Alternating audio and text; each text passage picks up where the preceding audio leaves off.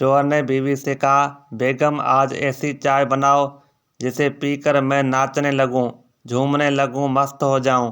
बीवी ने कहा, हमारे घर दूध भैंस का आता है, नागिन का नहीं। Oh no! शोहर ने बीवी से कहा, शादी से पहले तुम्हें मेरी कौन सी बात सच लगती थी? बीवी ने कहा, जब तुम कहा करते थे कि मैं तुम्हारे काबिल नहीं। एक सरदार ने लड़की से पूछा, लड़कियां ससुराल जाते वक्त रोती क्यों हैं? लड़की ने कहा, अगर तुझे कोई घर से दूर ले जाके झाड़ू पोछा लगवाए तो क्या तुम नाचोगे? डाकू मुसाफिरों को लूट रहे थे। डाकू ने एक मुसाफिर से कहा, तुम्हारे पास जो कुछ भी है निकाल दो। मुसाफिर ने कहा, भाई आहिस्ता बोलो, मेरे पास तो टिकट भी नहीं है। सरदार ने डॉक्टर से कहा, मुझे भूल जाने की बीमारी है। डॉक्टर बोला, आपको ये बीमारी कितने अरसे से है? थोड़ा सोचने के बाद डॉक्टर साहब, कौन सी बीमारी? Oh no! जज ने मुलजिम से कहा, तुम्हारी आखिरी ख्वाहिश?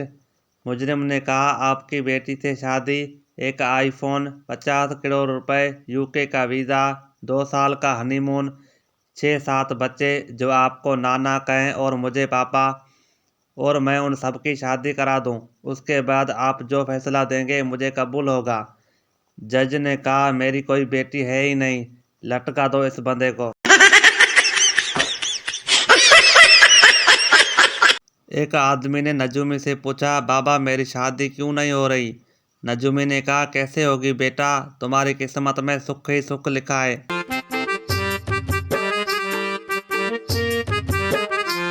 एक आदमी सूट सिलवाने के लिए दर्जी के पास गया। दर्जी ने कपड़ा नाप कर बोला, कपड़ा कम है। तो वो दूसरे दर्जी के पास चला गया। उसने नाप लेने के बाद कहा, आप 2 दिन बाद सूट ले जाएं।